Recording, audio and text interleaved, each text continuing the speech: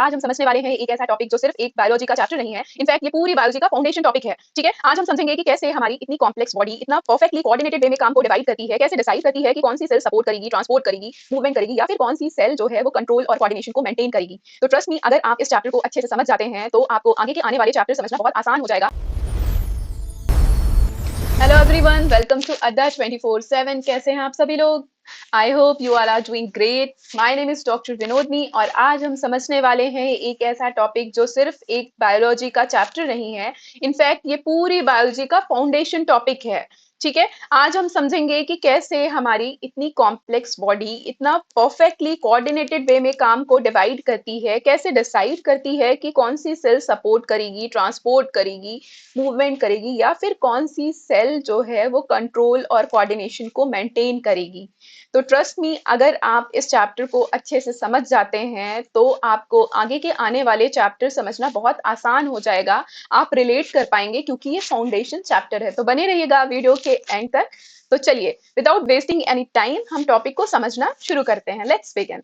तो topic start करने के पहले एक बेसिक फाउंडेशन हम समझ लेते हैं कि कैसे हमारी बॉडी बनती है, कैसे हमारा बॉडी का ऑर्गेनाइजेशन बनता है। एक हायरार्की है हमारी बॉडी को बनाने के लिए। ऑर्गेनिज्म से आप समझिए ये हमारी बॉडी है। तो ये कॉम्प्लेक्स बॉडी बनती कैसे है एक्चुअली? तो एक सिचुएशन इमेजिन करिए कि अगर हम घर बनाते हैं तो बहुत सारी छोटी छोटी यूनिट्स लगती हैं जिससे पूरा घर बनता है। तो उन्हीं यूनिट्स में से एक यूनिट, जैसे कि आप ब्रिक देखिए, ईंट जो होता है वो घर की जो है बेसिक यूनिट है, सबसे छोटी यूनिट है, स्मॉलेस्ट यूनिट है। घर की छोटी छोटी ईंटों से पूरा घर बनता है। तो ईंट क्या है? घर की एक smallest basic functional structural unit है जो कि स्ट्रक्चर को पूरा तैयार करती है। एग्जैक्टली वैसे ही हमारी बॉडी को बनाने के लिए जो स्मॉलेस्ट यूनिट है वो होती है क्या? सेल होती है। ठीक है, सेल हमारी बॉडी की स्मॉलेस्ट यूनिट है। सेल को हम कहते हैं smallest basic structural and functional unit of our body. ठीक है, सबसे छोटी यूनिट है और इन्हीं सेल से हमारा पूरा बॉडी बना हुआ है। ठीक है, तो ये देखिए, ये सेल का स्ट्रक्चर है फॉर एग्जांपल। तो बहुत सारी सेल्स जो हैं वो ग्रुप होती हैं अलग अलग काम करने के लिए, और जो ये ग्रुप्स बनते हैं बहुत सारे हमारी बॉडी में, उन्हीं ग्रुप्स को हम कहते हैं टिश्यू। तो क्या होते हैं टिश्यू? छोटी छोटी सेल्स मिलके एक टीम बनती है, ग्रुप बनता है, उसे टिश्यू कहते हैं। तो टिश्यू का डेफिनेशन क्या हो गया? Group of cells. ठीक है, अब देखेंगे आप, यही टिश्यू जो है, बहुत सारे टिश्यू जो है, ग्रुप ऑफ टिश्यू जो है एक जगह होते हैं और वो बनाते हैं ऑर्गन। ठीक है, तो cell is the basic smallest unit. बहुत सारे सेल ग्रुप होके बनाते हैं टिश्यू, और टिश्यू ग्रुप होके बनाते हैं ऑर्गन। ऑर्गन्स जो है, बहुत सारे ऑर्गन्स ग्रुप होके बनाते हैं ऑर्गन सिस्टम, और कई सारे ऑर्गन सिस्टम ग्रुप होके पूरा ऑर्गेनिज्म बना देते हैं।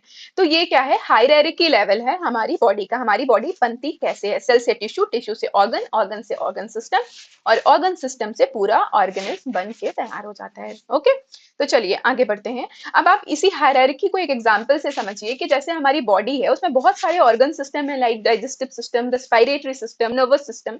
अब आगे के चैप्टर्स में ये सब सारे चैप्टर्स जो है, सारे सिस्टम्स डिटेल में इंडिविजुअल चैप्टर्स में पढ़ेंगे, और उन्हीं चैप्टर्स को, फिजियोलॉजी के उन्हीं चैप्टर्स को समझने के लिए आपको बेसिक फाउंडेशन समझना बहुत जरूरी है। ठीक है, तो जैसे डिफरेंट सिस्टम है, nervous system, circulatory system, digestive system, उसी तरह नर्वस जो सिस्टम है, नर्वस सिस्टम है, उसका ऑर्गन क्या है? नर्वस क्या है? एक सिस्टम है, ऑर्गन सिस्टम है। ठीक है, नर्वस सिस्टम क्या है? ऑर्गन सिस्टम है। अब इसी ऑर्गन सिस्टम का जो ऑर्गन है वो क्या है? ब्रेन है। ठीक है, ये क्या हो गया? ऑर्गन लेवल हो गया, ये ऑर्गन सिस्टम हो गया। ठीक है, ऑर्गन सिस्टम हो गया। ओके, ऑर्गन सिस्टम हो गया।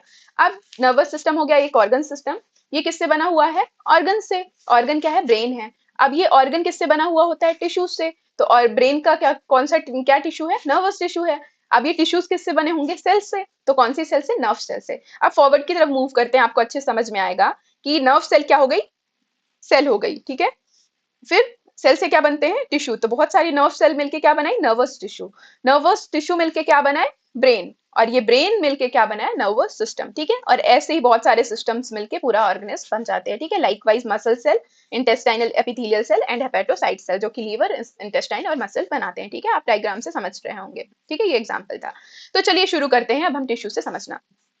तो टिश्यू को अगर बाय डेफिनेशन समझते हैं तो tissue is a group of cells having similar structure and functions. लेकिन थोड़ा इसको और डिटेल में हम समझते हैं कि टिश्यूज जो होते हैं वो ग्रुप ऑफ सेल्स तो होते हैं, हम पहले ही समझ गए, हमने पहले ही देख लिया कि ग्रुप ऑफ सेल्स होते हैं टिश्यूज। ठीक है, हमने पिछली स्लाइड में देखा था कि ग्रुप ऑफ सेल्स होते हैं टिश्यूज। ठीक है, तो टिश्यू का जो बेसिक कंपोनेंट होता है वो क्या होता है, सेल्स एंड मैट्रिक्स। ओके, तो ये क्या हो गया, सराउंडिंग में एक जेल लाइक स्ट्रक्चर होता है, जेल लाइक कंपोनेंट होता है जिसको हम मैट्रिक्स कहते हैं, ठीक है, जिसपे सस्पेंडेड होती हैं सेल्स, ठीक है, मैट्रिक्स। ओके, और ये हो गई आपकी सेल्स, ठीक है, सेल्स। तो सेल्स प्लस मैट्रिक्स मिलके क्या बनाती हैं, टिश्यू बनाती हैं, ठीक है, बहुत सारी सेल्स प्लस मैट्रिक्स टिश्यू बनाती हैं। ओके, ये हो गया आपका न्यूक्लियस।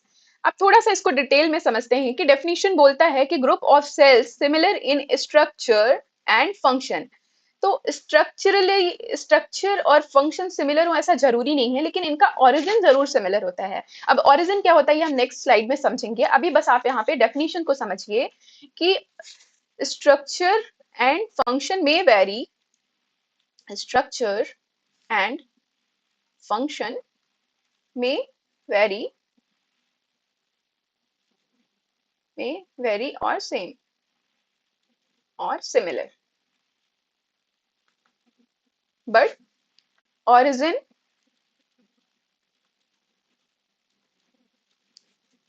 इज सेम, ठीक है। तो स्ट्रक्चर और फंक्शन वेरी कर सकता है लेकिन ओरिजिन सेम होगा। ये जो टिश्यूज होंगी, जो जो सेल्स मिलकर टिश्यू बनाएंगी, उसमें ओरिजिन सेम होना चाहिए, स्ट्रक्चर एंड फंक्शन वेरी कर सकता है। ये आपको मैं एग्जांपल से समझाती हूँ कि फॉर एग्जांपल आप ब्लड टिश्यू लेते हैं, blood is a connective tissue, a type of tissue है ब्लड, कनेक्टिव टिश्यू। हम टाइप्स के बारे में आगे पढ़ने वाले हैं तो आपको और अच्छे समझ में आएगा। तो ब्लड क्या है, एक टिश्यू है, ठीक है, कनेक्टिव टिश्यू है। अब टिश्यू है तो बहुत सारी सेल्स से मिलकर बना होगा। तो सेल्स क्या है इसकी, कौन सी सेल से बना हुआ है, आरबीसी, डब्ल्यूबीसी, ठीक है, एंड प्लेटलेट्स, इन सेल से बना हुआ है कौन सा, ब्लड टिश्यू, ठीक है, प्लेटलेट्स। तो आप यहाँ देखेंगे कि डेफिनेशन बोल रहा है कि स्ट्रक्चर सेम होना चाहिए।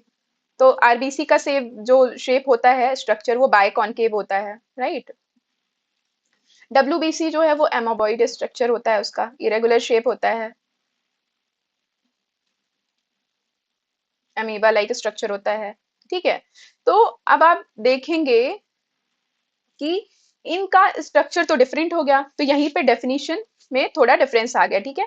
पर ये बनाते तो टिश्यू हैं, ये सेल्स हैं, टिश्यू बना रहे हैं, तो स्ट्रक्चर डिफरेंट है, शेप डिफरेंट है। अब अगर हम फंक्शन की बात करें तो आरबीसी जो होते हैं वो ट्रांसपोर्ट करते हैं, ट्रांसपोर्टेशन में हेल्प करते हैं, transport oxygen and nutrients, right. लेकिन जो डब्ल्यूबीसी होते हैं वो किस में हेल्प करते हैं, डिफेंस में हेल्प करते हैं। तो इनका फंक्शन भी डिफरेंट हो गया, ठीक है, लेकिन ओरिजिन सेम होगा। ब्लड जो है, ब्लड के सेल्स जो हैं, उनका ओरिजिन सबका मीजोडर्मल होता है, ठीक है। ओरिजिन इन सबका, ये सारे स्ट्रक्चर्स का सेम होगा, मीजोडर्मल ओरिजिन होगा, ठीक है। तो आप डेफिनेशन को ऐसे ही समझें कि कोई भी सेल्स जो है, टिश्यू जो है, उसकी सेल्स हैं जो, उनका स्ट्रक्चर या फंक्शन वेरी कर सकता है लेकिन ओरिजिन सेम होगा, ठीक है। तो डेफिनेशन क्या हो गई, tissues are group of cells having similar origin but structure and function में वेरी और सिमिलर, ठीक है। ये है परफेक्ट डेफिनेशन टिश्यू की, ठीक है, याद रहेगा आपको। ओके, अब हम समझते हैं कि सेल बॉडी को हमारी क्या जरूरत पड़ी कि टिश्यू बनाया उसने, सेल से क्यों काम नहीं चल गया। तो इसको ऐसे समझिए कि अगर पूरी बॉडी सिर्फ एक सेल, पूरी बॉडी के सारे काम, सारे फंक्शंस जो हैं वो सिर्फ एक सेल करती, तो एक टाइम के बाद जो है हमारा सिस्टम कोलैप्स हो जाता। अगर आप इसको ऐसे समझिए कि फॉर एग्जांपल कि अड्डा 24/7 है, ये एक ऑर्गेनाइजेशन है, तो अगर एक ही बंदा पूरा ऑर्गेनाइजेशन संभालता तो टफ हो जाता है ये, राइट। वो सारे काम एक ही बंदा नहीं कर सकता है, इसलिए किसी भी ऑर्गेनाइजेशन में डिफरेंट टीम होती है। एक कंटेंट क्रिएटर टीम होती है, एक फैकल्टी टीचिंग टीम होती है, एक मैनेजमेंट देखती है। तो अलग अलग काम को देखने के लिए अलग अलग लोग टीम में डिवाइडेड हैं, जिससे कि परफेक्टली बैलेंस वे में, कोऑर्डिनेटेड वे में काम हो सके। तो काम को क्या किया, डिवाइड कर लिया। तो हमारी बॉडी को भी एग्जैक्टली इसीलिए नीड पड़ी टिश्यू की, कि जिससे कि लेबर जो है वो डिवाइड हो जाए, काम जो है बॉडी का वो डिवाइड हो जाए। कुछ टीम्स जो हैं वो डाइजेशन करें, कुछ टीम्स जो हैं वो सर्कुलेशन करें, कुछ रेस्पिरेशन करें, एंड सो ऑन, ठीक है।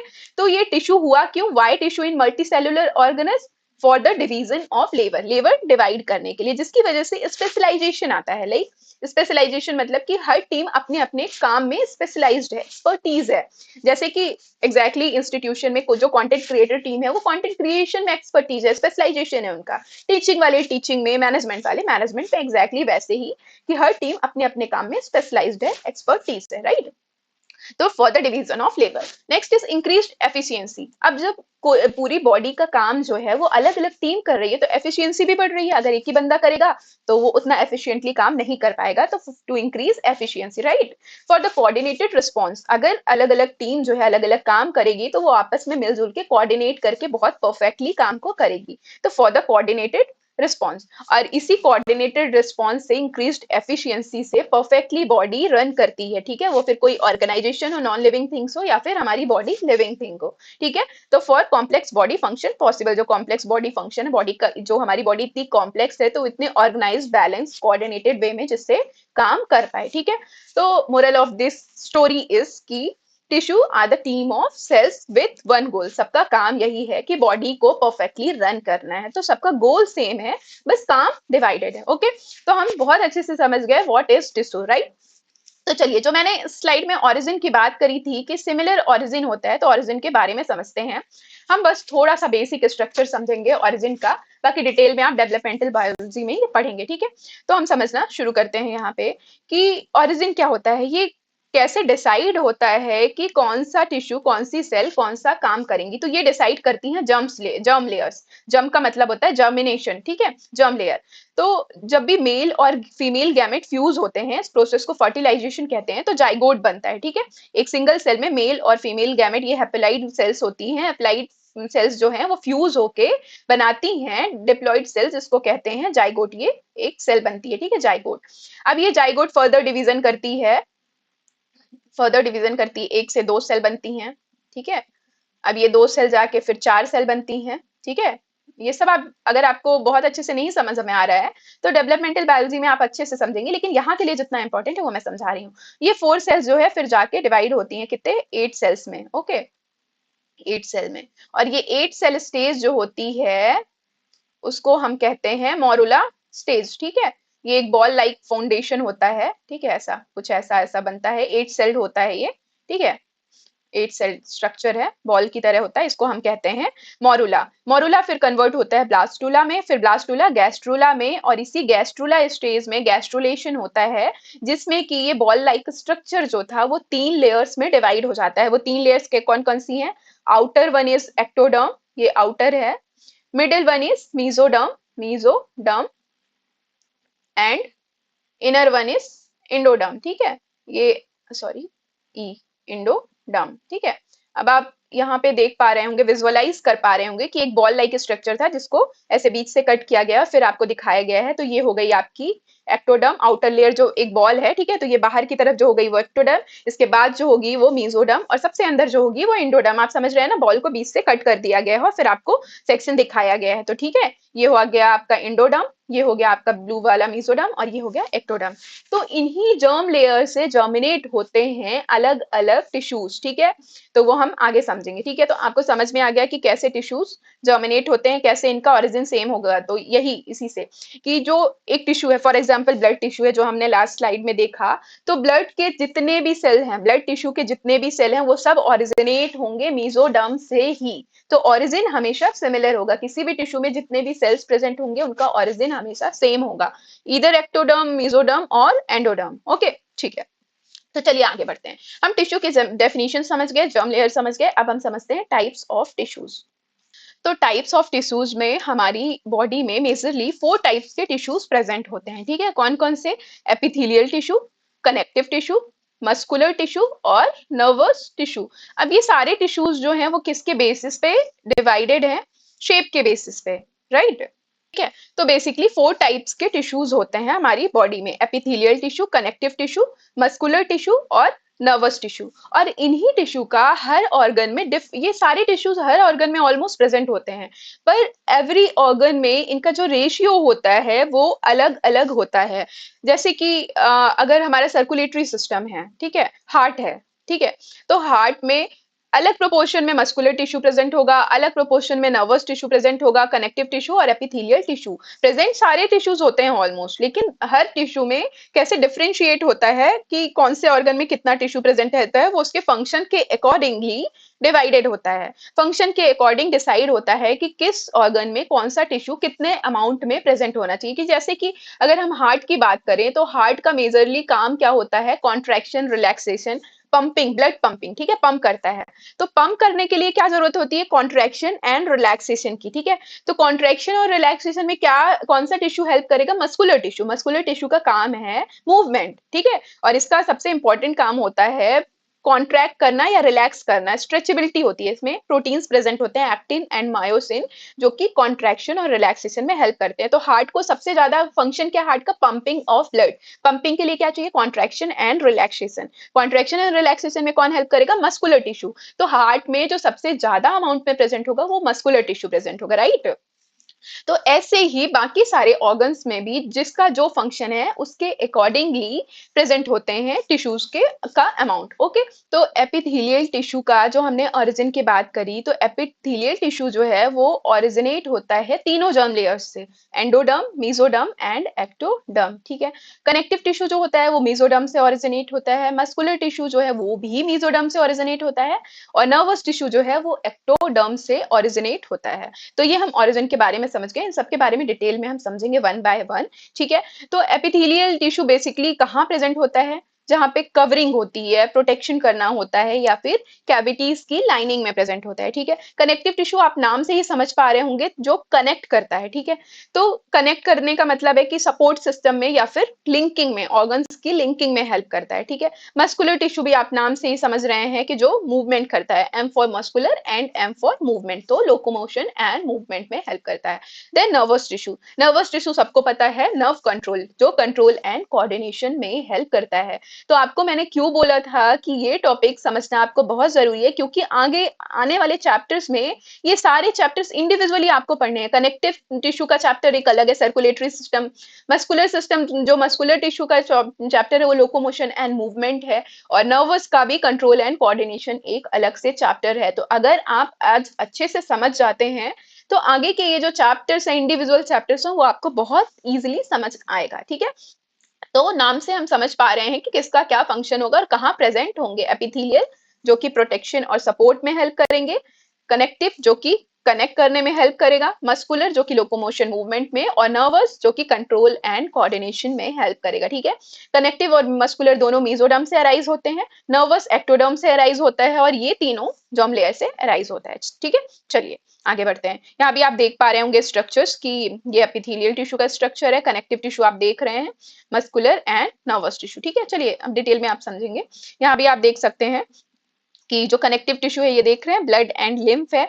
ब्लड और लिम्फ सबको कनेक्ट करता है, आपको पता ही, पूरी बॉडी में रन करता है, तो ये कनेक्टिव टिश्यू है। Epithelial tissue is present in skin, तो स्किन में आप देख रहे हैं प्रोटेक्शन करता है, कवरिंग प्रोवाइड करता है। मस्कुलर टिश्यू लोकोमोशन में, लिम्स में प्रेजेंट होता है, ठीक है। मसल्स बनाते हैं ना जिम में, जिम जाते हैं ना तो मसल्स बनाते हैं, तो मूवमेंट और लोकोमोशन में हेल्प करते हैं, ये मसल टिश्यू प्रेजेंट है, और ये कंट्रोल एंड कोऑर्डिनेशन के लिए नर्वस टिश्यू प्रेजेंट है, ठीक है। तो चलिए शुरू करते हैं एपिथेलियल टिश्यू से, ओके। अब एपिथेलियल से नाम से ही समझ रहे हैं आप, एपी मतलब अपॉन, एपी मतलब होता है अपॉन, एंड थीलियल मतलब होता है रेस्ट, ठीक है, जिसपे ये रेस्ट करता है टिश्यू, एपिथेलियल टिश्यू, ठीक है। तो एपिथेलियल टिश्यू कहाँ प्रेजेंट होता है, बॉडी की कवरिंग्स में, ठीक है, बॉडी सरफेसेस में, कवरिंग में, स्किन में प्रेजेंट होता है, कैविटीज में प्रेजेंट होता है, लाइन करता है। जहां जहां फिल्ट्रेशन होगा, एब्जॉर्प्शन होगा, सिक्रीशन होगा या प्रोटेक्शन होगा, वहां प्रेजेंट होगा। तो प्रोटेक्शन में कहाँ, स्किन में प्रेजेंट हो गया, बॉडी सरफेस में। सिक्रीशन, एब्जॉर्प्शन एंड फिल्ट्रेशन कहाँ होता है, कैविटीज में होता है या ट्यूब्स में होता है, ठीक है। तो बॉडी सरफेसेस में प्रेजेंट हो गया प्रोटेक्शन के लिए, कवरिंग के लिए। कैविटीज में किस लिए प्रेजेंट हो गया, सिक्रीशन, एब्जॉर्प्शन एंड फिल्ट्रेशन के लिए, एंड लाइकवाइज इन ट्यूब्स, ठीक है। तीनों जर्म लेयर से ये बनता है, ठीक है। याद है आपको, एक्टोडर्म, इंडोडर्म एंड मेसोडर्म, तीनों जर्म लेयर से बनता है। अब इसके की फीचर्स पढ़ते हैं। सेल्स टाइटली पैक्ड होती हैं, मतलब कि एपिथेलियल क्या है, टिश्यू है, किससे बना हुआ है, सेल्स से बना हुआ है, ओके। तो ये हो गई आपकी सेल्स। अब यहाँ पे मैंने क्या बताया था टिश्यू की डेफिनेशन में कि सेल्स प्लस मैट्रिक्स मिलके बनाती हैं टिश्यू। लेकिन इसमें मैट्रिक्स जो होता है वो नेग्लिजिबल अमाउंट में होता है, बहुत कम अमाउंट में प्रेजेंट होता है, या तो नहीं ही होता है या बहुत ही कम अमाउंट में प्रेजेंट होता है। ठीक है, सेल्स जो है वो टाइटली पैक्ड होती हैं, कोई स्पेस नहीं होता है इनके बीच में। ठीक है, तो cells are tightly packed, no matrix. फिर सिट्स ऑन बेसमेंट मेम्ब्रेन, क्या बताया मैंने, थीलियल मतलब किसी पे रेस्ट करती हैं, ये किसी एक बेस पे रेस्ट करती हैं। तो कौन से बेस पे रेस्ट करती हैं, सिट्स ऑन बेसमेंट मेम्ब्रेन, ये इसके नीचे ये आपका ये एपिथेलियल टिश्यू हो गया। ठीक है, एपिथेलियल टिश्यू। अब नीचे क्या हो गई, बेसमेंट मेम्ब्रेन हो गई। ये स्पेशल फीचर है एपिथेलियल टिश्यू का, नीट में बहुत फेवरेट क्वेश्चन है ये कि एपिथेलियल टिश्यू का हॉलमार्क क्या है, तो दैट इज बेसमेंट मेम्ब्रेन, ये सिर्फ इसी में प्रेजेंट होती है। तो क्या हो गया, ये कहाँ रेस्ट करता है, बेसमेंट मेम्ब्रेन में। एक इसको बेस चाहिए जिसपे ये स्टिक्ड होता है, ठीक है, स्टैंड करता है, तो बेसमेंट मेम्ब्रेन हो गया। उसके बाद नीचे प्रेजेंट होती है क्या, कनेक्टिव टिश्यू, ठीक है, जिस जो इसको कनेक्ट करता है। ठीक है, तो ये क्या हो गया,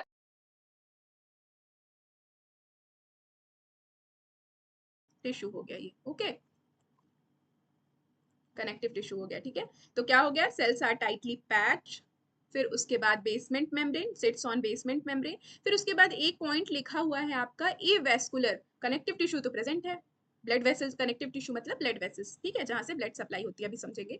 तो कनेक्टिव टिश्यू तो प्रेजेंट है, ब्लड तो प्रेजेंट है, फिर भी ए वेस्कुलर क्यों बोल रहा है, क्योंकि ये ब्लड सप्लाई जो है वो यहाँ तक नहीं जाती है, यहाँ प्रेजेंट होती है, ब्लड वेसल्स यहाँ नहीं जाती हैं, डिफ्यूजन होता है। ठीक है, डिफ्यूज होते हैं ऑक्सीजन और न्यूट्रिएंट्स जो है यहाँ से वहां डिफ्यूज होते हैं, डायरेक्ट सप्लाई नहीं होती है टिश्यू में ब्लड की। ठीक है, इसीलिए ए वेस्कुलर बोला है कि यहाँ पे ब्लड वेसल्स तो प्रेजेंट नहीं होती है, लेकिन अगर ए वेस्कुलर कैसे करेगा, तो वाया डिफ्यूजन। ठीक है, यहाँ पे जो बेसमेंट मेम्ब्रेन के नीचे कनेक्टिव टिश्यू प्रेजेंट है उससे डिफ्यूज होता है ऑक्सीजन एंड न्यूट्रिएंट्स। ठीक है, तो एवास्कुलर भी हम समझ गए। हाई रिजनरेशन कैपेसिटी, इसका मतलब है कि बहुत जल्दी रिपेयर होता है। आप देखते हैं स्किन में कभी कट लग जाता है तो कितना जल्दी रिपेयर हो जाता है, कट लगता है और थोड़े दिन बाद देखते हैं तो वापस से स्किन आ जाती है। दैट मीन्स की रीजनरेशन कैपेसिटी, रिपेयर होने की कैपेसिटी बहुत अच्छी होती है एपिथेलियल टिश्यू में। ठीक है, then apical surface expose to environment, that means कि जो ऊपर एपिकल मतलब अपर सरफेस, जो ये वाली सरफेस है ये एक्सपोज टू एनवायरमेंट है, ऑफ कोर्स बॉडी सरफेस पे प्रेजेंट है, स्किन में प्रेजेंट है, तो इसका कांटेक्ट जो है ऊपर की तरफ, एपिकल सरफेस जो ऊपर की सरफेस होगी वो एनवायरमेंट से एक्सपोज्ड होगी। ठीक है, तो ये भी हमको समझ में आ गया। ठीक है, तो ये एक पॉइंट जरूर याद रखेंगे, बहुत इंपॉर्टेंट है कि जो बेसमेंट मेम्ब्रेन है वो एपिथेलियल टिश्यू की हॉलमार्क है। ठीक है, एपिथेलियल टिश्यू में क्या प्रेजेंट होती है, बेसमेंट मेम्ब्रेन, ये और किसी टिश्यू में नहीं प्रेजेंट होती है। ठीक है, ठीक है, ये आप स्ट्रक्चर देखिए, आपको यहाँ से और अच्छे से समझ आएगा। आप देख रहे हैं सेल्स कितना टाइटली पैक्ड है, बिल्कुल भी मैट्रिक्स नहीं है, इंट्रासेलुलर स्पेस बिल्कुल भी नहीं है, तो cells are tightly packed, no matrix, कोई मैट्रिक्स नहीं है, सेल्स आपस में ऐसी चिपकी हुई है। ठीक है, ओके, फिर सिट्स ऑन बेसमेंट मेम्ब्रेन, उसके बाद बेसमेंट मेम्ब्रेन है, ये आप देखिए विजुअलाइज कर पा रहे होंगे अच्छे से कैसे ये बेसमेंट मेम्ब्रेन प्रेजेंट है।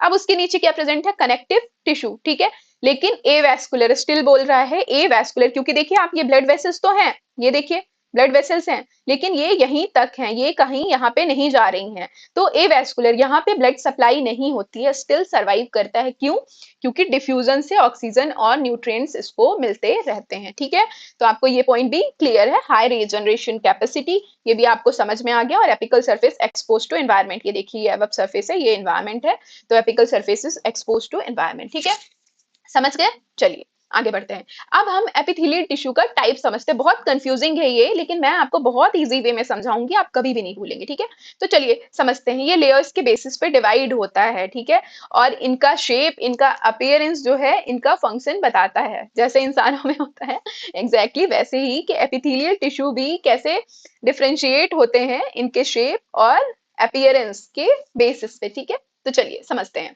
एपिथेलियल टिश्यू मेनली जो है वो दो तरह के होते हैं, सिंपल एंड कंपाउंड। सिंपल मतलब सिंगल लेयर एंड कंपाउंड मतलब कि मैनी लेयर्स, मल्टी लेयर्स। ठीक है, सिंपल और कंपाउंड का मतलब समझ गए। फिर उसके बाद सिंपल जो है on the basis of shape and appearance तीन टाइप्स में डिवाइडेड है, स्क्वायमस, क्यूबॉइडल एंड कॉलमनर। नाम से ही आप समझ पा रहे होंगे, स्क्वायमस को पेवमेंट और टेसिलेटेड भी बोलते हैं, क्योंकि स्क्वायमस का स्ट्रक्चर कैसा होता है, टाइल लाइक स्ट्रक्चर होता है, ये देखिए आप। ठीक है, इरेगुलर होता है और टाइल लाइक स्ट्रक्चर होता है, बहुत पतली सी सिंगल लेयर होती है, और एक पतली सी टाइल के लिए सिंगल लेयर क्यों होती है और टाइल लाइक क्यों होता है, इतनी थिन क्यों होती है, क्योंकि इसका फंक्शन है फिल्ट्रेशन, एब्जॉर्प्शन, ठीक है, डिफ्यूजन, ये जहां जहां डिफ्यूजन होगा, फिल्ट्रेशन होगा, एब्जॉर्प्शन होगा, वहां वहां प्रेजेंट होगा, या लाइनिंग करनी होगी कहीं पे, वहां पे प्रेजेंट होगा, इसीलिए ये टाइल लाइक स्ट्रक्चर होता है, एकदम पतली सी झिल्ली जैसी थिन लेयर प्रेजेंट होती है। ओके, ठीक है, तो स्क्वायमस से नाम से समझ गए टाइल लाइक होती है, इसलिए टेसिलेटेड बोलते हैं, और पेवमेंट भी इसको बोलते हैं। ठीक है, नेक्स्ट इज क्यूबॉइडल। क्यूबॉइडल नाम से समझ पा रहे हैं, क्यूब लाइक स्ट्रक्चर्स प्रेजेंट होंगे, एक मेम्ब्रेन होगी जिसमें क्यूब लाइक सेल्स प्रेजेंट होंगी, तो उसको बोलेंगे क्यूबॉइडल एपिथेलियल टिश्यू। और जैसे कि ये सिंपल के टाइप्स हैं, तो सिंगल लेयर ही क्यूब लाइक मेम्ब्रेन प्रेजेंट होगी। ठीक है, उसके बाद आते हैं कॉलमनर। कॉलमनर कैसे होते हैं? कॉलम लाइक, थोड़ा सा टॉल और स्लेंडर, कॉलम की तरह होते हैं। ठीक है, नाम से ही आपको समझ में आ रहा है, जैसे मैंने बताया कि डिवाइडेड है on the basis of their shape. ठीक है, तो कॉलमनर मतलब कि column like, tall and slender. ठीक है, फिर फर्दर मॉडिफिकेशंस होते हैं इसमें क्यूबॉइडल और कॉलमनर में। स्क्वायमस में कोई मॉडिफिकेशन नहीं होता है, तो क्यूबॉइडल और कॉलमनर में दो और मॉडिफिकेशंस होते हैं, ये मॉडिफिकेशंस है। ठीक है, इन्हीं के सब टाइप्स हैं, एक सीलिएटेड, दूसरा ग्लैंडुलर। सीलिएटेड मतलब होता है जिन क्यूबॉइडल या फिर कॉलमनर सेल्स में सीलिया प्रेजेंट होती है। ठीक है, सीलिया आपको पता है ना कैसी होती है, जैसे कि ये सेल है आपके, फॉर एग्जाम्पल, ठीक है, ये आपके सेल्स हो गए, तो इनमें ऐसी ऐसी सीलिया प्रेजेंट होंगी। सीलिया पता है ना आपको, ऐसी ऐसी प्रेजेंट होती हैं, ये सीलिया प्रेजेंट है आपकी। ठीक है, तो ये सीलिया क्या करती है? मूवमेंट में हेल्प करती हैं, जैसे कि नाव में चप्पू होता है ना, कि आप उसको ऐसे पीछे ऐसे ऐसे मूव करते जाते हैं तो पानी पीछे होता जाता है और नाव आगे चलती जाती है। एग्जैक्टली वैसे ही इसमें सीलिया प्रेजेंट होते हैं, जो कि कहीं भी कोई पार्टिकल मूवमेंट करवाना है, कोई भी सब्सटेंस मूव करवाना है, तो उस प्लेस पे ये प्रेजेंट होंगे। जैसे कि ब्रोंक्यूल्स में, अब ब्रोंक्यूल्स में क्या होता है, हमारा जो रेस्पिरेटरी ट्रैक्ट होता है उसमें क्या होता है, कोई डस्ट पार्टिकल आ गया या कुछ भी पार्टिकल आ गया जिसको बाहर निकालना है। ठीक है, तो बाहर कैसे निकालेंगे? वही सीलिया जो होती है मूव कर करके, जैसे हम झाड़ू लगा के कचरा बाहर निकालते हैं ना, एग्जैक्टली वैसे ही हमारा रेस्पिरेटरी ट्रैक्ट में भी सीलिया प्रेजेंट होती है, जो कि कोई भी पार्टिकल आ गया या कोई भी पैथोजन आ गया तो उसको बाहर निकाल देता है सीलिया से मूवमेंट करवा करवा के। ठीक है, तो ये सीलिएटेड मॉडिफिकेशन कॉलमनर सेल्स में भी होती है और क्यूबॉइडल सेल्स में भी होती है। नेक्स्ट इज ग्लैंडुलर, दूसरा मॉडिफिकेशन है ग्लैंडुलर। ग्लैंडुलर मतलब ग्लैंड्स। ग्लैंड्स का काम क्या होता है? सिक्रेशन करना, तो ये भी क्यूबॉइडल में भी प्रेजेंट होता है, कॉलमनर भी मॉडिफाइड होकर ग्लैंडुलर टिश्यू भी बनाती हैं। ठीक है, तो अब सीलिया का फंक्शन आप समझ गए कि पार्टिकल्स को मूव करवाना। ठीक है, तो जो क्यूबॉइडल सीलिएटेड होता है, क्यूबॉइडल जो सीलिएटेड होता है वो रेस्पिरेटरी ट्रैक्ट में प्रेजेंट होता है। अब अगर हम कॉलोनर की मॉडिफिकेशंस की बात करें तो सीलिएटेड और ग्लैंडुलर दोनों होती हैं, तो जो सीलिएटेड कॉलमनर होती हैं वो रेस्पिरेटरी ट्रैक्ट में भी प्रेजेंट होती हैं, साथ ही फैलोपियन ट्यूब में भी प्रेजेंट होती हैं। ये रिप्रोडक्टिव ऑर्गन में प्रेजेंट होती है फैलोपियन ट्यूब, जो कि एग्स को यहाँ पे एग प्रेजेंट होता है और एग का मूवमेंट करवाती है, जो ओवम होता है फीमेल में उसका मूवमेंट करवाती है, फैलोपियन ट्यूब में होता है, तो वहां पे भी मूवमेंट या स्पर्म के मूवमेंट के लिए रिक्वायरमेंट होता है सीलिया की। तो ठीक है, कोलोमनर सीलिएटेड कहाँ प्रेजेंट होती है? फैलोपियन ट्यूब में। अब अगर हम ग्लैंडुलर की बात करें तो ग्लैंडुलर दो तरह से होते हैं, यूनिसेलुलर एंड मल्टीसेलुलर। एक सिंगल सेल भी मॉडिफाई होके बना सकती है ग्लैंडुलर एपिथेलियम। ठीक है, ठीक है, और कई सारी सेल्स मिलके भी बना सकती हैं ग्लैंडुलर एपिथेलियम। तो अगर एक सिंगल सेल बना के, सिंगल कॉलमनर सेल जो है वो मॉडिफाई होती है ग्लैंडुलर एपिथेलियम में, तो कौन सी होती है वो? गॉबलेट सेल्स, सॉरी यहाँ पे स्पेलिंग मिस्टेक है, ग्लोबलेट नहीं गॉबलेट होगा, GOBLET, गॉबलेट सेल्स। ठीक है, और जो बहुत सारी सेल्स जो ग्लैंडुलर एपिथेलियम में मॉडिफाई होती हैं वो कहाँ प्रेजेंट होती हैं? पैंक्रियाज में और सलाइवरी ग्लैंड में। ठीक है, डक्ट जो होते हैं पैंक्रियाज में, पैंक्रियाटिक डक्ट सुना है ना आपने, तो पैंक्रियाटिक डक्ट में और सलाइवरी ग्लैंड के डक्ट्स में प्रेजेंट होते हैं multi cellular glandular columnar epithelium. ठीक है, तो समझ गए एक बार फिर से। ठीक है, रिवाइज करते हैं। एपिथेलियल टिश्यू दो टाइप्स का होता है, single and compound. Single mean single layer, compound mean multi layer. Single जो होता है वो तीन टाइप्स का होता है, स्क्वायमस, क्यूबॉइडल एंड कॉलमनर, और फिर फर्दर क्यूबॉइडल और कॉलमनर का मॉडिफिकेशन होता है सीलिएटेड और ग्लैंडुलर में। ठीक है, तो ये सिंपल एपिथेलियल टिश्यू हो गया। अब हम बढ़ते हैं कंपाउंड एपिथेलियल टिश्यू। कंपाउंड मतलब मल्टी लेयर्स। ठीक है, तो ये जहां पे बहुत सारी लेयर्स प्रेजेंट होती हैं। ठीक है, तो ये कहाँ कहाँ प्रेजेंट होते हैं compound epithelial? Large duct of pancreas and salivary gland. अब आप कंफ्यूज हो रहे होंगे कि मैम ने तो सिंपल में भी बताया कि ducts of pancreas and salivary gland, और कंपाउंड में भी बोल रहे हैं। तो जो ये पैंक्रियाज और सलाइवरी ग्लैंड है, इसमें स्मॉल डक्ट्स भी प्रेजेंट होते हैं, लार्ज डक्ट्स भी प्रेजेंट होते हैं। तो जो स्मॉल डक्ट है उसमें कौन सा एपिथेलियल प्रेजेंट होता है?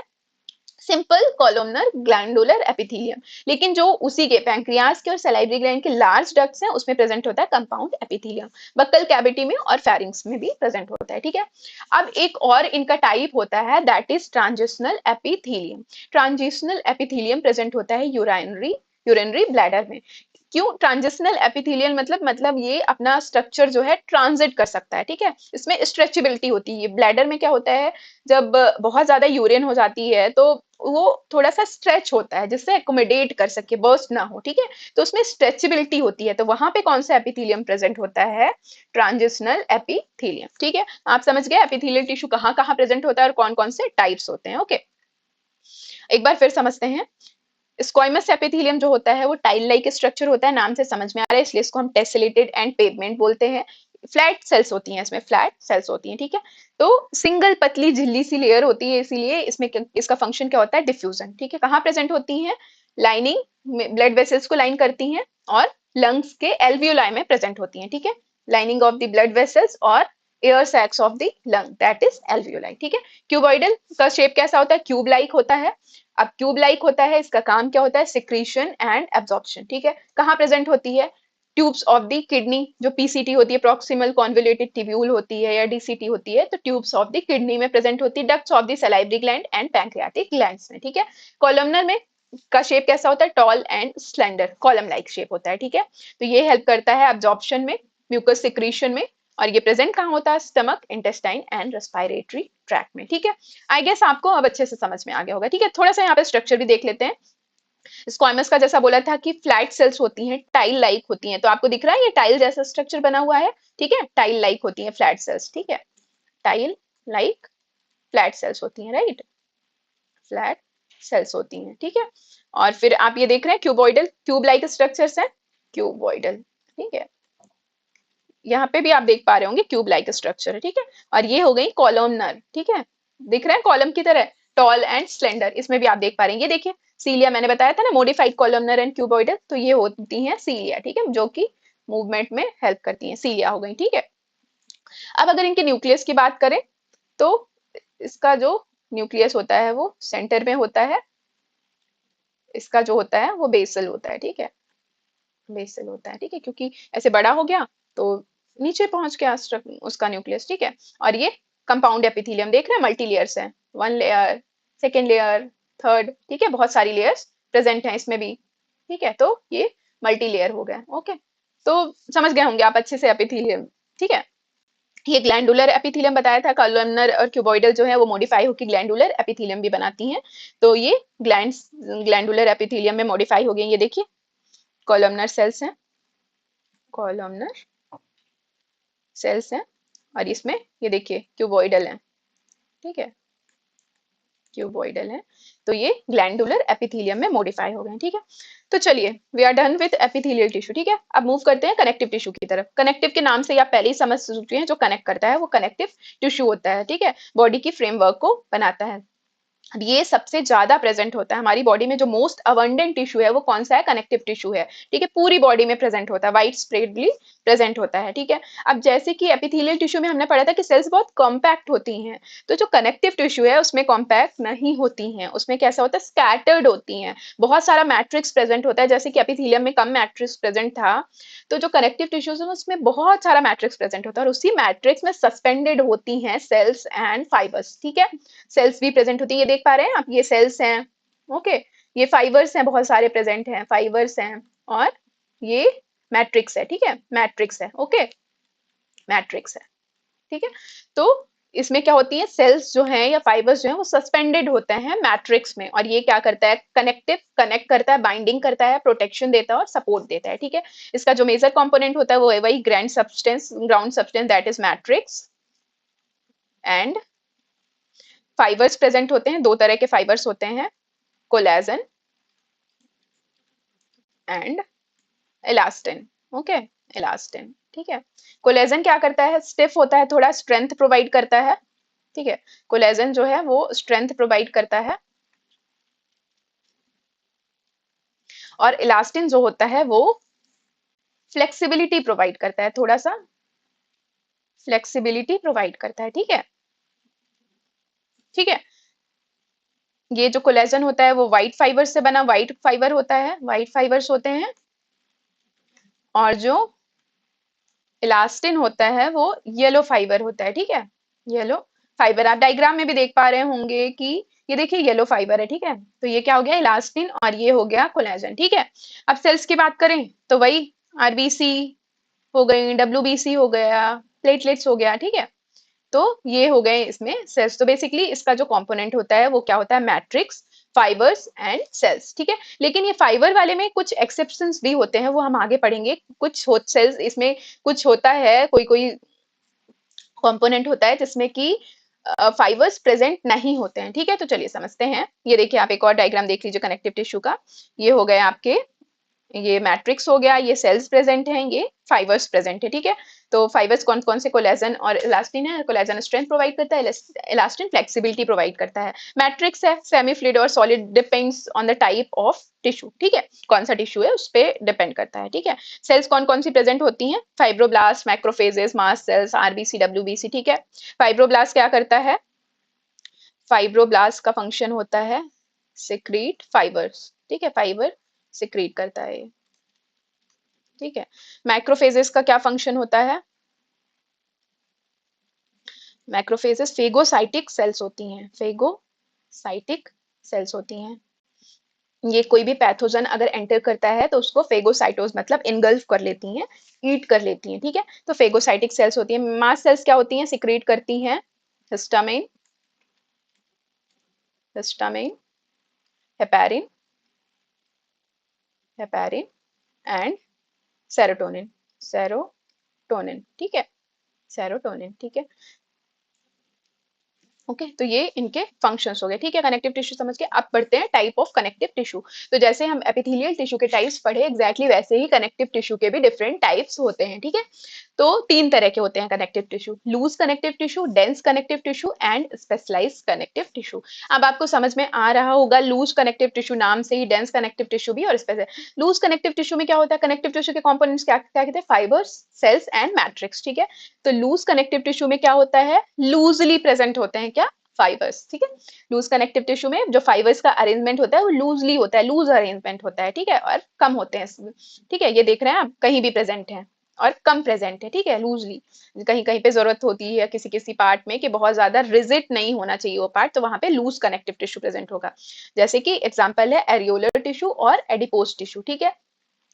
एरियोलर टिश्यू क्या कहाँ में जो होता है वो बहुत ज्यादा स्पेस प्रेजेंट होता है, और एडिपोज टिश्यू जो होता है वो फैट स्टोरिंग सेल है, ये इंसुलेशन प्रोवाइड करता है, फैट को स्टोर करता है, ठीक है। ये स्ट्रक्चर में आप देखेंगे, ये एरियोलर टिश्यू है, ठीक है। ये एरियोलर टिश्यू है जहां पे आप देख रहे हैं लूजली अरेंज्ड है फाइबर्स, और ये एडिपोज टिश्यू है, ये देखिए एडिपोसाइट सेल्स हैं, ये फैट स्टोर किया है, ये फैट स्टोर्ड है यहाँ पे, और ये आपका न्यूक्लियस है, ठीक है। देख रहे हैं कितना ज्यादा फैट स्टोर है कि न्यूक्लियस को जगह ही नहीं मिल रही है, ठीक है।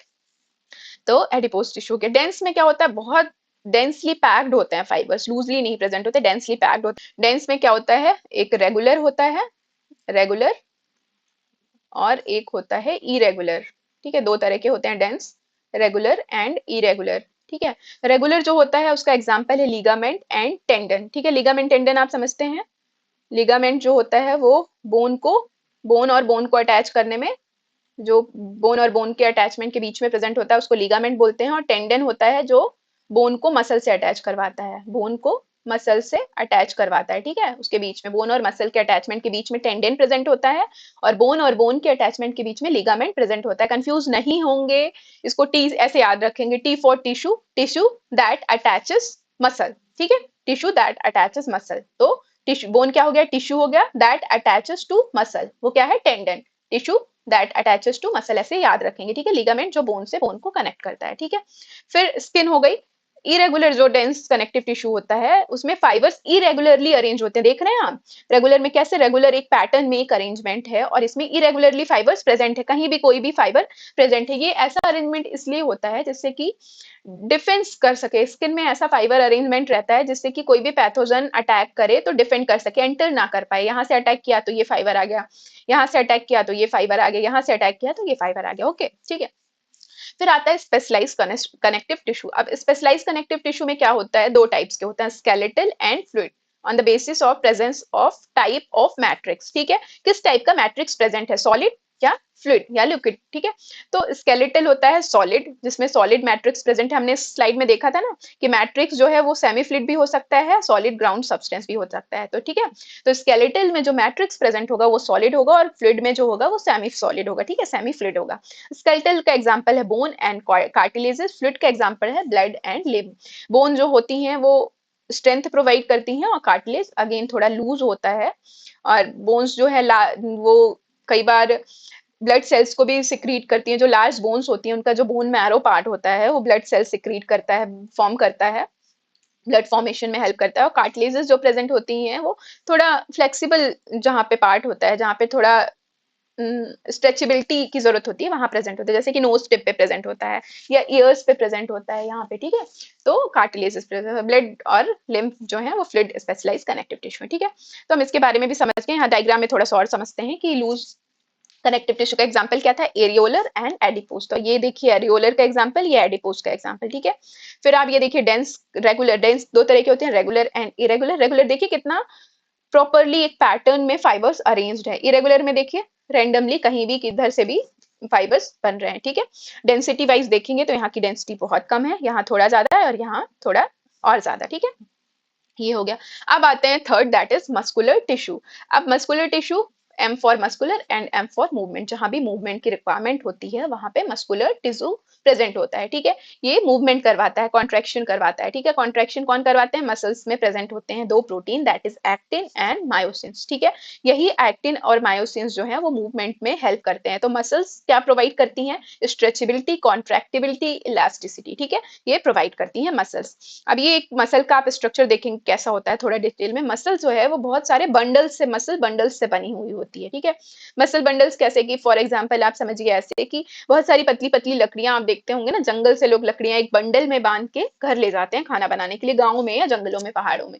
एग्जैक्टली वैसे ही तरह अगर बहुत सारी पतली पतली पतली पतली लकड़ियों का बंडल आप बांध दीजिए तो वो एक मसल हो जाता है। ये स्ट्रक्चर से आप देख पा रहे होंगे कि ये एक मसल बंडल है, ठीक है। अब इसमें क्या प्रेजेंट है, बहुत सारे ये मसल बंडल्स पर प्रेजेंट है, ठीक है, फाइबर्स प्रेजेंट है ये।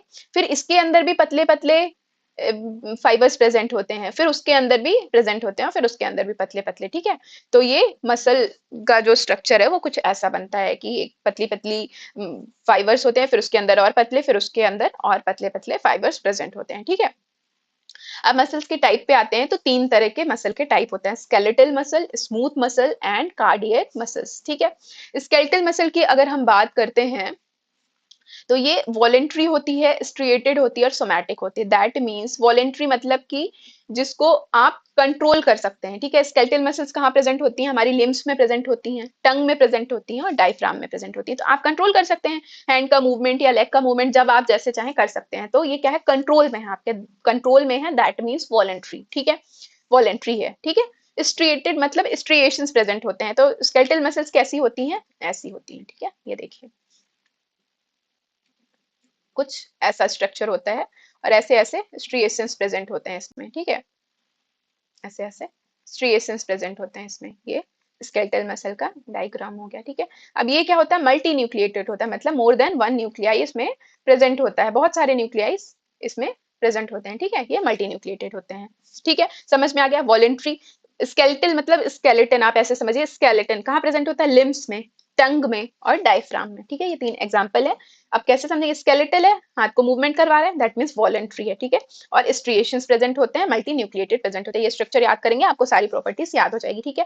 देन आता है स्मूथ मसल्स। इसमें स्मूथ नाम क्यों है, क्योंकि स्ट्रिएशंस नहीं होते हैं इसमें, ठीक है, स्मूथ होता है, ओके। तो स्मूथ मसल स्ट्रिएशंस नहीं होते, दैट मींस कैसा होता है, ऐसा होता है, स्पिंडल शेप होता है, मतलब दोनों साइड से टेपर्ड होता है, ठीक है, ये टेपर्ड होता है, ठीक है। तो इसको बोल देते हैं स्पिंडल शेप, स्पिंडल शेप होता है, ठीक है। और इसमें एक ही न्यूक्लियस प्रेजेंट होता है, ठीक है। तो स्मूथ मसल, स्मूथ क्यों, क्योंकि स्ट्रिएशंस नहीं प्रेजेंट हैं, स्पिंडल शेप होता है, टेपर्ड होता है और इनवॉलेंट्री होता है। कैसे याद रखेंगे इनवॉलेंट्री है, स्मूथ मसल्स प्रेजेंट होती हैं गट में, यूटेरस में, ब्लड वेसल्स में। तो आप अपने गट को अपने अकॉर्डिंगली मूवमेंट करवा सकते हैं, नहीं करवा सकते, ठीक है। तो ये इनवॉलेंट्री होता है क्योंकि इसका मूवमेंट आपके कंट्रोल में नहीं है। ओके, देन आता है कार्डियक मसल्स, ठीक है। ये भी कार्डियक मतलब कार्डिया वर्ड कहीं भी यूज होता है, आप हार्ट समझेंगे, कार्डिया वर्ड मतलब हार्ट, हार्ट से रिलेटेड टर्म है ये, ठीक है। तो कार्डियक मसल्स नाम से ही पता चल रहा है कहाँ प्रेजेंट होंगी, हार्ट में। तो हार्ट को आप अपने अकॉर्डिंगली बीट करवा पाते हैं? नहीं ना, वो तो सेल्फ रिदम क्रिएट करता है, तो आपके कंट्रोल में नहीं है। दैट मीन्स ये क्या है, इनवॉलेंट्री है, ठीक है। ये भी क्या होता है, स्ट्रिएटेड होता है, लेकिन इसमें क्या होती है, ब्रांचिंग प्रेजेंट होती है, ठीक है। ये स्केलेटल मसल की तरह नहीं है, उसमें ब्रांच प्रेजेंट होते हैं, ये ऐसे ऐसे ब्रांचेस प्रेजेंट होते हैं, पर होता स्ट्रिएटेड ही है, ठीक है। ऐसे ऐसे ब्रांच प्रेजेंट होते हैं। और ये जॉइन भी, ये आपस में जुड़ा हुआ होता है। अगर आपस में जुड़ा नहीं रहेगा, इंटरकैलेशन प्रेजेंट होता है इसमें, ठीक है, जिससे कि एक दूसरे से कोऑर्डिनेट कर पाए, इसलिए इसमें इंटरकैलेशन प्रेजेंट होता है। ये जो आपस में कनेक्शन है ना, इसको बोलते हैं इंटरकैलेशन, ठीक है। तो ये क्या होता है, इनवॉलेंट्री होता है, स्ट्रिएटेड होता है, इंटरकैलेशन इसमें प्रेजेंट होता है, ठीक है, ब्रांच्ड होता है, ठीक है। और न्यूक्लियस, सिंगल न्यूक्लियस इसमें प्रेजेंट होता है, एक ही न्यूक्लियस प्रेजेंट होता है, और सिर्फ हार्ट में प्रेजेंट होता है। कार्डियक से आप समझ गए, सिर्फ हार्ट में प्रेजेंट होता है, ठीक है, समझ गए। ओके, चलिए अब लास्ट बचा आपका नर्वस टिश्यू। हमने एपिथेलियल टिश्यू समझ लिया, कनेक्टिव टिश्यू समझ लिया, मस्कुलर टिश्यू समझ लिया, अब नर्वस टिश्यू। ये छोटा सा है, इस लेक्चर खत्म ही होने वाला है, ठीक है। चलिए नर्वस टिश्यू आपको समझ में ही आ रहा होगा, नर्व से रिलेटेड है, तो ये कम्युनिकेशन, कंट्रोल एंड कोऑर्डिनेशन में हेल्प करता है, ठीक है। ये क्या करता है, सिग्नल को डिटेक्ट करता है, रिसीव करता है और ट्रांसमिट करता है हमारे ब्रेन तक, ठीक है। इसकी जो स्मॉलेस्ट यूनिट होती है, हमने सेकेंड स्लाइड में पढ़ा था कि ब्रेन का कौन सा टिश्यू होता है, नर्वस टिश्यू होता है, और स्मॉलेस्ट यूनिट क्या होती है, सेल क्या होती है, नर्व्स होती हैं। तो हमारी पूरी बॉडी में नर्व्स प्रेजेंट होती हैं, ये देखिए, ये पूरा नर्व का स्ट्रक्चर आप देख रहे हैं कैसे प्रेजेंट है, नर्व पूरा ऐसे पूरी बॉडी में हमारे प्रेजेंट होता है। तभी तो हमारे हाथों में भी प्रेजेंट है, फिंगर्स में प्रेजेंट, जब भी कोई हॉट वाटर ला के रखता है, अगर हम टच करते हैं तो इमीडिएटली हम रिएक्ट करते हैं, ठीक है। कैसे, जैसे हम टच करते हैं तो नर्व्स जो है वो डिटेक्ट करती है कि इट्स हॉट, ठीक है। फिर वो सिग्नल को रिसीव करती हैं कि कुछ गर्म टच किया है तुमने, और ब्रेन को सिग्नल देती हैं कि कुछ गर्म है, हाथ हटाओ। तो इमीडिएटली हम देख रहे हैं कितना फास्ट रेस्पॉन्स है, इमीडिएटली हम उसको छोड़ देते हैं, ठीक है। तो क्या हाईली स्पेशलाइज्ड है, सिग्नल को डिटेक्ट करता है, रिसीव करता है और फिर ट्रांसमिट ट्रांसमिट कर देता है, ठीक है। ब्रेन स्पाइनल कॉर्ड और नर्व से बना हुआ होता है, ठीक है। ये देखिए आपका ये ब्रेन है, ब्रेन, स्पाइनल कॉर्ड, और ये हो गई आपकी नर्व्स, ठीक है। ये नर्व्स प्रेजेंट है आपकी, ये सारी नर्व्स हैं, ठीक है। तो इससे बना हुआ होता है। अब ये इसका जो स्ट्रक्चर है वो हम आगे समझते हैं, ठीक है। ये इसमें ये देखिए, ये न्यूरॉन्स का स्ट्रक्चर है, ठीक है। जो न्यूरॉन्स जो क्या है, न्यूरॉन जो है वो स्ट्रक्चरल बेसिक बेसिक यूनिट है नर्वस सिस्टम की, न्यूरॉन्स, ठीक है। जैसे सेल होती है हमारी बॉडी की, वैसे ही नर्वस सिस्टम की न्यूरॉन होती है। तो न्यूरॉन का स्ट्रक्चर ये डिटेल में आप पढ़ेंगे, एक चैप्टर आएगा कंट्रोल एंड कोऑर्डिनेशन उसमें, इसीलिए मैंने बोला ये समझना बहुत जरूरी, ठीक है। तो अभी हम जस्ट ओवरव्यू लेंगे, राइट, ठीक है। तो ये आपका न्यूरॉन का स्ट्रक्चर है, इसमें तीन पार्ट्स होते हैं, dendrites, cell body and axon. ये डेंड्राइट्स हैं जो कि सिग्नल को रिसीव करते हैं, ठीक है। सेल बॉडी जो है जो प्रोसेस करता है, जो भी सिग्नल आता है उसको प्रोसेस करके ट्रांसमिट करता है, आगे की तरफ ट्रांसमिट करता है, ठीक है। तो ये एक्सॉन जो होता है वो ट्रांसमिशन में हेल्प होता है, यहाँ से कनेक्टेड होगा। ये होते हैं सिनेप्टिक नॉब्स, जो कि सिनेप्टिक नॉब्स जो कि ट्रांसमिशन में हेल्प करते हैं। यहाँ से कनेक्टेड होगी एक दूसरी न्यूरॉन, फिर उसके उसके सिनेप्टिक नॉब से कनेक्ट होगी तीसरी न्यूरॉन, ऐसे ही सिग्नल को ट्रांसमिट करते हैं, ठीक है। तो तीन पार्ट्स, ये this part is known as dendrites, ये सेल बॉडी जो कि सिग्नल को प्रोसेस करता है, और ये एक्सॉन, ठीक है, ये क्या करता है, ट्रांसमिट करता है, ठीक है। तो हम न्यूरॉन का स्ट्रक्चर समझ गए। अब उसके बाद जो है वो पूरा जो हमारा न्यूरल टिश्यू होता है वो मेजरली बना हुआ होता है न्यूरोग्लिया से, ठीक है। न्यूरोग्लिया जो है वो सेल्स हैं, दो पार्ट होते हैं, न्यूरॉन्स एंड न्यूरोग्लिया। 45% जो है वो न्यूरॉन्स प्रेजेंट होते हैं, एंड 55% जो है वो न्यूरोग्लियल सेल्स प्रेजेंट होती है। न्यूरोग्लियल सेल्स क्या होती हैं, न्यूट्रिएंट्स प्रोवाइड करती हैं, न्यूरॉन्स को प्रॉपरली फंक्शन करने के लिए न्यूट्रिएंट्स प्रोवाइड करती हैं, सपोर्ट प्रोवाइड करती हैं, और इंश्योर करती हैं कि पूरा कोऑर्डिनेटेड वे में पूरा signal transmission, receiving end detection होना चाहिए, सारा फंक्शन फ्लॉलेसली कंप्लीट होना चाहिए, ठीक है। तो ये इंश्योर करती है, सपोर्टिंग सेल्स हैं। तो न्यूरोग्लिया क्या है, ये है, ये देख रहे हैं आप न्यूरोग्लियल सेल्स, ये सराउंडिंग में प्रेजेंट होती हैं। ये हमारा न्यूरॉन हो गया, ये डेंड्राइट्स हो गए, ये डेंड्राइट्स हो गए, ठीक है। ये हो गया हमारा सेल बॉडी बॉडी, और ये हो गया हमारा एक्सॉन, ठीक है। तो ये न्यूरॉन का स्ट्रक्चर हो गया, जो 55% न्यूरोग्लियल सेल्स वो सराउंडिंग में प्रेजेंट होती है, देख रहे हैं, ये न्यूरोग्लियल सेल्स हैं, ये क्या करती है, न्यूट्रिशन प्रोवाइड करती है, ठीक है। तो आपका न्यूरोनल टिश्यू भी कंप्लीट हो गया, ठीक है, समझ गए। अब एक ये समरी टेबल है जो कि आप आराम से पढ़ लेना, स्क्रीनशॉट लेके आराम से समझ लेना।